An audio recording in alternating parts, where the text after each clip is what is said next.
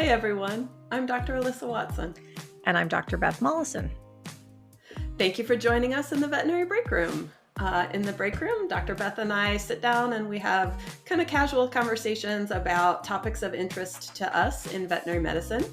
And today we're going to be talking about aquamation, which is an alternative to traditional flame-based cremation.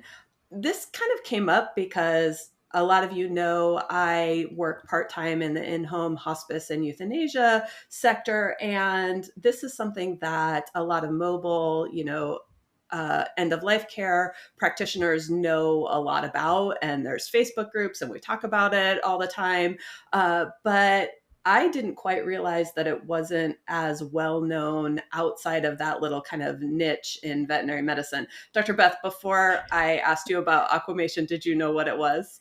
No, and I was going to say, I can't guarantee that it's not well known outside of your group, Alyssa. It's just not well known by me. So I could be living under a rock, or perhaps it has not gotten as mainstream as you thought. No, when you said, do you want to talk about aquamation? I said, what is that? So no, to me, it sounds more like animation than cremation, but regardless, I'm starting to learn a little bit more about it, but have mostly reserved this discussion for you to teach me. So yeah, do you mind to intro us to that for anybody else like me living under that rock? Yeah, I will do my best to teach you. I certainly am not an expert. It's something, like I said, that I've kind of, picked up little things on, especially with several of my groups. Basically, aquamation, like I said in the intro, it's an alternative to flame-based cremation. It's also called alkaline hydrolysis. And one of the things that I think is so wonderful about it is that it truly seems to be a greener alternative to traditional cremation. So we'll talk a little bit about why it's more eco-friendly and things like that. But it is, approved for pets. It's legal in all 50 states and across most of Canada, from what I understand. Outside of that, I'm unsure as to, where else in the world it's being used. And is it being used commonly in people right now? Where are we with humans? Yeah, so that's another thing. Certainly, yes, this is an option for people, for their body care as well. I think that it got some press when Desmond Tutu elected to have his aftercare that way. That was a few years ago, and then that kind of died down a little bit, my understanding. But yeah, people actually, Las Vegas, we have a facility for aquamation here in Las Vegas. Just the one that I'm aware of. I don't know about other places. Do you know if you have one? I think you know the answer to that, Alyssa. I don't. I need to Google, catch myself up. Because it does sound really interesting to me. So I know you mentioned this sort of environmentally friendly aspect. Is that what the driver here is, and why is it? What makes it more environmentally friendly exactly? Can you describe that process to us? Sure. Yeah. I mean, for me, I think the environmentally friendly and smaller carbon footprint is one of the things that really piqued my interest about it. I think there's lots of reasons people choose this or would want to choose this for their pets or for them, themselves. And so let's talk a little bit first. So, unlike flame cremation, the aquamation machine itself runs on electricity. So we're not using any fossil fuels. We're not releasing any, gases into the environment. The overall carbon footprint there's a couple places that I checked, and the estimations were, quite varied. One said estimated to be about a quarter of flame-based cremation. Another source I looked at said a tenth of flame-based cremation. So that's a pretty big difference. But I think we can all certainly be assured that the carbon footprint is a lot smaller than flame-based cremation. And then for how it works, because that's another question that a lot of people have. So it's like basically kind of just mimics natural decomposition that would happen in the environment, but like on fast forward. It speeds that process up, and it does that using heat, not as much heat as obviously flame cremation, but there is heat, as well as flowing water, and then that alkaline solution, which is usually achieved with like a potassium hydroxide or a sodium hydroxide added to the water. So, and this is happening in like a chamber of some sort. yes. Okay. Yep. Yeah, it's happening in a chamber.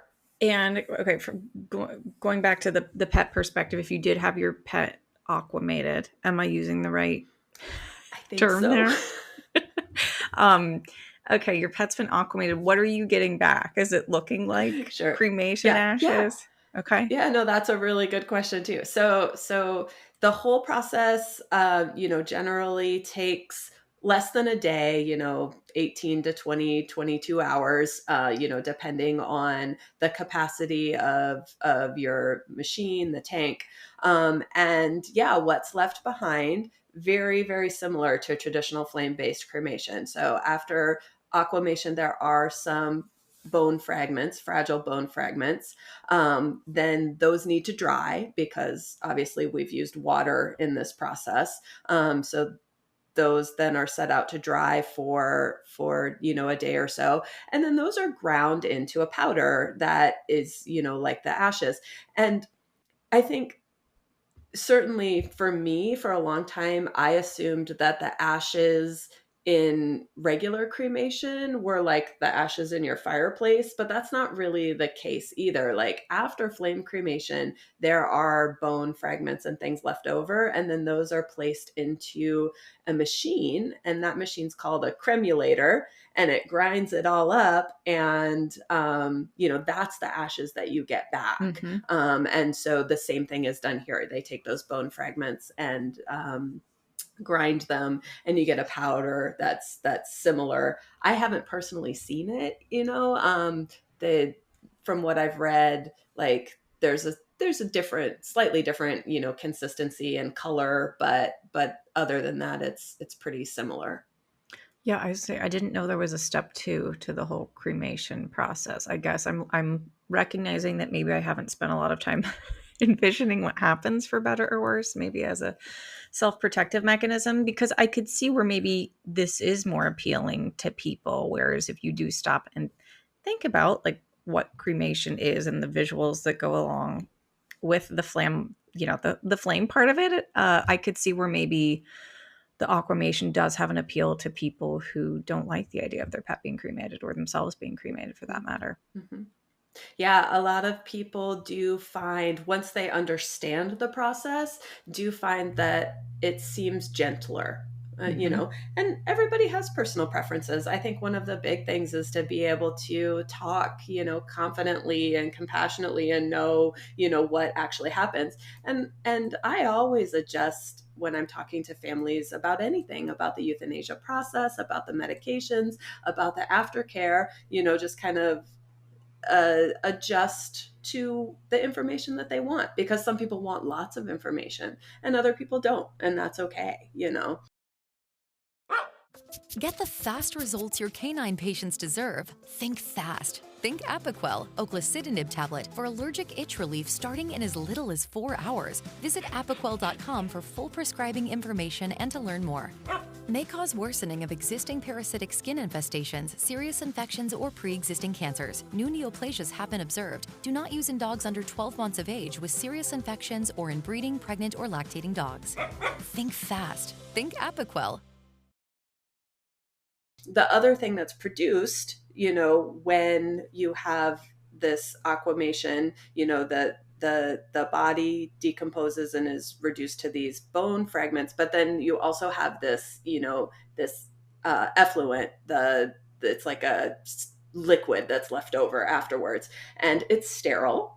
It's actually really nutrient rich. Apparently, it can be used like as a fertilizer, but it's also safe. It's safe to like just go down the drain, Mm-hmm. which is another reason that this is billed as so equally eco-friendly. Mm-hmm. It's just some degraded peptides and sugars and things like that, and also things like pacemakers or other medical devices that need to be removed prior to flame cremation because, they have a battery or there's some risk that they're going to explode. Because the heat is so much lower with Aquamation, you don't need to do that. And those devices can be recovered and even can be recycled. So that was cool too. Yeah, I would say that's really interesting. The liquid part gives me a little bit of the ick, maybe for no good reason. I mean, it makes sense, but something about there being a liquid at the end makes me feel a little weird. But yeah, that's okay. I'd Yeah, say that no matter the process, there's always none of it's super pleasant to think about.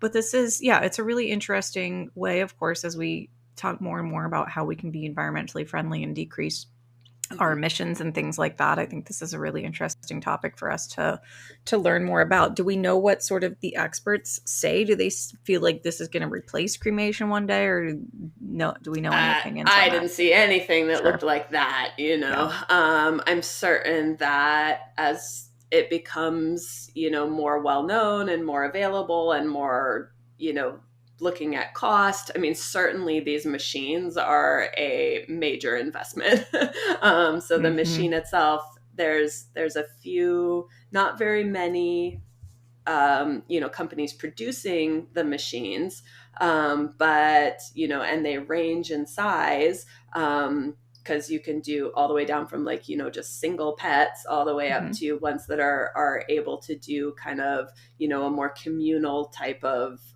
aquamation, like you do a communal cremation. And the equine industry is apparently one place where this is really growing as well, which I hadn't realized. So depending on the size of your machine and the size of the body that you're processing, the capacity, the cost of these machines, I read, can range anywhere from like $50,000 to $200,000 just for the machine. Sure. And then you need the salts and everything to go with it, to operate that. But generally, people are charging pretty similar prices, to clients as you would for flame-based cremation. That's what I was going to ask. Of course, that's always a big factor when we talk about veterinary care in any capacity. So, well, this is interesting, Alyssa. I've certainly learned a lot, as you know. The other thing that I did was very important to me when I learned about it was, I talked about how devices like pacemakers and stuff are safe, but also medications. So like chemotherapeutic medications, euthanasia solution, huge deal. Is this going to be broken down and safe? And it is, and it's a much safer alternative than even burial. We know, Clinician's Brief has a couple articles out there about the potential risks of, burial and environmental contamination and secondary poisoning, when animals are euthanized with sodium pentobarbital. So that was another really important thing. Really interesting. Well, we appreciate you bringing this topic to our attention, especially those of us that were out of the loop. So I think that brings us to win of the week. Alyssa, how's your week going? Any wins this week? Yes. So I was in clinic the other day. I haven't been in clinic in a while. And the clinics that I sometimes relieve for needed some help. And I had a rare break in my schedule that lined up and I was able to help, which made me feel really good. And, but I actually did 2 days in clinic in a row, a Friday and a Saturday. And of course they were like crazy, but I survived them, and I reminded myself that, yep, I can still do this. And so that felt pretty good. Nice to get back on that horse and feel like you haven't skipped a beat. It's good. How about you? Do you have anything? I'm going to keep mine on topic with the theme of death. And that is that I've narrowly escaped death since I saw you last, Alyssa. I'm laughing at your face. I was bucked off a horse this week. I went riding, just trail riding. I'm not like, I like riding, but I'm not like a horse girly. I rode growing up and things like that, but certainly not an expert, but not a novice. So I was just doing this very pleasant trail ride, where you go for an hour and your horse walks at like 1 mile an hour and you're holding the reins, but really you don't have much power. But really, the horse knows where it's going and comes right back. The horse knows where it's going. So like, you're not, It's for beginners, but that's fine. It was lovely until out of nowhere, my horse just started bucking, like multiple back and forth and up and down, until I finally had no choice but to let go of the reins, flew off the horse. I did like a duck and roll away, because my immediate thought was I'm going to get trampled. I'm not that far off the ground, but I'm going to get trampled. I did not. Spoiler, I'm still here. I walked away without a single bruise. So I'm going to count that as my huge win of the week. But it was really, really traumatizing. It made me, we were riding with somebody's mom who was, of course, older than us. And I'm just thinking about, this is a horse I would have put my 6-year-old on. Right. So it really gave me an interesting perspective. I mean, this is a big dub. We all know that horses are giant creatures and have the potential to be dangerous, but it was very eye-opening for me. Yep. Yeah, powerful. But regardless, I have to chalk it up as a win, because I'm not kidding. I had 0 bruises, wasn't sore, was perfectly fine. I still don't know what made the horse do it. I don't know, fly bite. So I was fine. Of course, the next day I tripped going down my stairs and do have an injury from that. But anyway, that's my big win. I'm happy to be here is what I'm trying to say. I'm very happy that you're here, and I'm glad you didn't get hurt at all, because that can be really scary. So thank you. I was wearing my helmet, a PSA for helmets. So. Perfect. Yes. Everybody needs to wear their helmet when riding, always. So, well, thanks everybody for joining us. I hope you enjoyed this little talk. And if there's ever anything you guys are interested in learning about, drop us a line and we'll talk about it. Thanks for joining us in the Veterinary Breakroom. If you enjoyed today's episode, you can find us wherever you listen to your favorite podcasts, including a video version on YouTube. While you're there, make sure you subscribe, rate, and review us. You can also listen to or watch our podcast episodes on our website at cliniciansbrief.com/podcasts, or drop us a line at podcasts@instinct.vet. Veterinary Breakroom is an Instinct Science production produced by Alexis Ussery and co-hosted by Alyssa Watson, Beth Molleson, and Katie Berlin.